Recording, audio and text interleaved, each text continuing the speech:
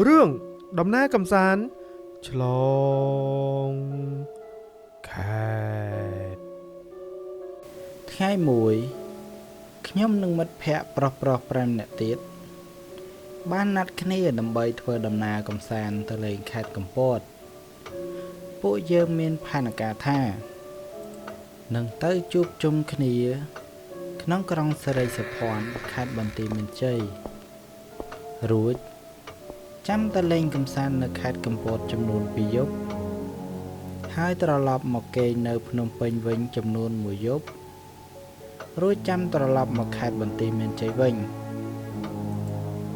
ល្ងាចថ្ងៃនោះបានមកដល់ពួកយើងបានទៅគេងជុំគ្នានៅសន្តាគារមួយក្នុងក្រុងសិរីសភ័ណ្ឌយើងបានជួបជុំគ្នានៅទីនោះព្រោះថាមានមិត្តភ័ក្តិខ្ញុំ2នាក់វាបានទៅធ្វើការនៅសៀមរាបដើម្បីបានជុំគ្នារួចចំណេញពេលទើបយើងជ្រើសរើសមកស្នាក់នៅមួយយប់នៅទីរួមខេត្តនេះយើងបានកក់បន្ទប់មួយនៅជាន់ទី4លេខ403ដោយសារគ្នាយើងច្រើនហើយត្រូវសន្សំលុយបន្តិចផងយើងក៏បានគេងបន្ទប់តូចមួយរួមគ្នាអ្នកណាប៉ាវឈ្នះគេងលើគ្រែហើយអ្នកប៉ាវចាញ់គេងលើសាឡុងឈើមិនបាច់ស្មានក៏ដឹងដែរថាខ្ញុំត្រូវគេងលើសាឡុងឈើព្រោះខ្ញុំមិនដែលលេងប៉ាវឈ្នះពួកគេម្ដងណាទេនៅយប់នោះខ្ញុំគេងលើសាឡុងឈើក្បាលដំណេករបស់ខ្ញុំបែរទៅរកមាត់ទ្វារហើយចុងជើងខ្ញុំត្រូវនឹងមាត់បង្អួចបើតាមចាស់ផ្ទះខ្ញុំក៏តមមិនគេងនៅទីតាំងបែបនេះទេគាត់ថាវាជាផ្លូវខ្មោចដើរបើក្នុងបន្ទប់នោះមានខ្មោចអ្នកគេងនឹងយល់សប្តិឃើញច្បាស់ឬជួបផ្ទាល់ភ្នែកតែម្ដងខ្ញុំមិនគិតអីច្រើនទេព្រោះប៉ាវចាញ់គេបើមិនគេងពួកវាថាខ្ញុំមានលេសម្យ៉ាងរៀងល្វើយផងដាក់ខ្នងភ្លាមក៏គេងលក់ផ្លែតម៉ោងប្រហែល3ភ្លឺខ្ញុំក៏ឮសំឡេងនឹងបង្អួចដូចមានអ្នកណាយកដៃមកកោសនឹងជញ្ជាំងបង្អួចតែខ្ញុំមិនចាប់អារម្មណ៍ទេមួយសន្ទុះខ្ញុំក៏ភ្ញាក់ព្រឹតទើបនឹកឃើញថាខ្លួនឯងនៅជាន់ទី4មានអ្នកណាមកកោសបង្អួចនៅម៉ោង3ភ្លឺអញ្ចឹងខ្ញុំបើកភ្នែកលឹមមើលទៅបង្អួចតែមិនឃើញអីនោះទេមានតែសំឡេងខ្យល់និងស្រមោលមេឃឈើបក់ទៅមកតែប៉ុណ្ណោះខ្ញុំក៏ដកដង្ហើមធំបន្តិចស្រាប់តែឮសំឡេងមនុស្សកំពុងងូតទឹកពេលខ្ញុំងាកឆ្វេងទៅមើលពួកម៉ាក់ខ្ញុំវាកំពុងដេកលក់ទាំងអស់មួយក្រែ2នាក់ឯអាផលវាដេកលើការ៉ូចិត្តខ្ញុំចុះអ្នកណាងូតទឹកគ្រាន់តែគិតបែបហ្នឹងខ្ញុំចាប់ផ្ដើមភ័យបែកញើសជោកខំបិទភ្នែកដេកធ្វើមិនដឹងមិនឮរឿងអីទាំងអស់សំឡេងយកដៃកោសបង្អួចឮឡើងល្វើយតែលើកនេះ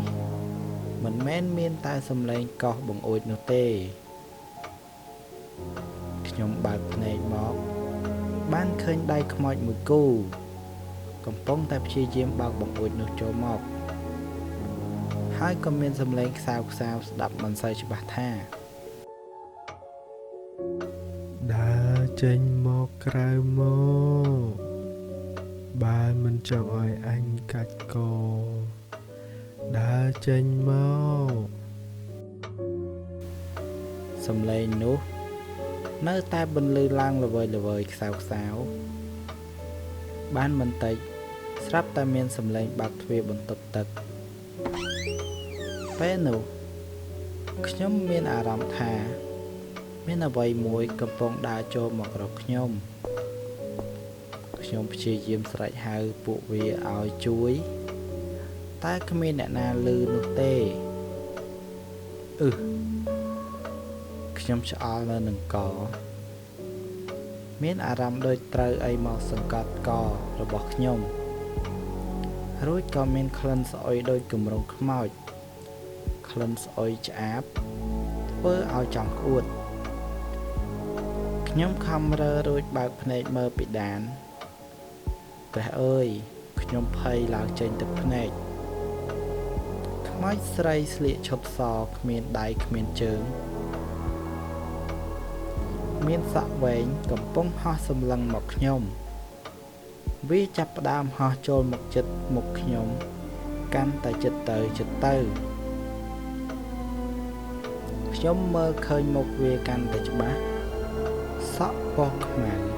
មានដង្កូវនិងឈាមជាប់នៅសក់របេះមកតិចភ្នែកវាក្រហមហើយមានទឹករងៃពណ៌លឿងហូរមកតាមមាត់ដែលហើមរលួយសាច់មុខវារបេះផុយស្ទើរជ្រុះមកលើខ្ញុំទៅហើយវាហោះចូលមកកាន់តែជិតមុខខ្ញុំក្លិនវាកាន់តែស្អុយរួចវានិយាយថាសូមនៅជាមួយផងបានអត់ឯងមានបុណ្យច្រើនណាស់ខ្ញុំខំប្រកែកអត់ទេអត់បានទេអ្នកណាឲ្យមកនៅបើមកឲ្យឃើញបែបអញ្ចឹងអីបើអ្នកស្ដាប់ជួបចឹងឲ្យមកនៅអត់ខ្ញុំខំរើយ៉ាងខ្លាំងហើយសូត្រធម៌គ្រប់បែបយ៉ាងដែលនឹកឃើញមិនដឹងអីខ្លះទេចេះតែខំសូត្រទៅនឹកដល់គុណឪម៉ែនិងលោកយាយឯខ្មោចនោះគិតតែសុំខ្ញុំទៅនៅជាមួយខ្ញុំជិតថប់ដង្ហើមស្លាប់ហើយក្លិនវាកាន់តែស្អុយចុងក្រោយខ្ញុំខំរើមួយទំហឹងខ្លួនហើយស្រែកជេរខ្មោចនោះថាបើចង់នៅជាមួយអញហើយធ្វើអញ្ចឹងដាក់អញឯអាខ្មោចឈួតហើយសាងកាមនឹងអញហើយទៅចាប់ជាតិមិនកើតទេខ្ញុំស្រែកហើយខំរើមួយទំហឹងទើបធ្វើឲ្យខ្ញុំភ្ញាក់ពីយោសពខ្ញុំបើកភ្នែកពីយោសពទាំងអស់កម្លាំង Oh my god រឿងដែលហួសចិត្តបំផុតគឺអាផលវាដេកបំរះយកជើងមកកងលើកខ្ញុំចឹងបានខ្ញុំថប់ដង្ហើមណាស់ហើយក្លិនស្អុយដូចគម្រោងខ្មោចក្នុងយោសពនោះប្រហែលជាក្លិនជើងរបស់វានេះហើយតែក្នុងយោសពនោះពិតធ្វើឲ្យខ្ញុំភ័យនិងអស់កម្លាំងខ្លាំងណាស់ខ្ញុំខំរើដល់អស់កម្លាំងដោយការពិតអញ្ចឹងរឿងវគ្គនេះចាប់តែប៉ុណ្ណេះសូមរងចាំស្ដាប់ភាគបន្តនៅខេត្តកំពតនិងក្រុងភ្នំពេញទៀតណាចុះអ្នកស្ដាប់ទាំងអស់គ្នារាប់មានបទពិសោធន៍ឃើញខ្មោចបែបហ្នឹងអត់អាចធ្វើឲ្យ admin នៃទៀនស្ដាប់ក៏បានបើគាំទ្រ admin សូមជួយ Subscribe Like និង Share ឲ្យបានច្រើនផងបាទ admin ត្រូវការចំណូលកម្លាំងចិត្តដើម្បីនិទានរឿងបន្តឲ្យអ្នកទាំងអស់គ្នាស្ដាប់កំសាន្តបន្តទៀត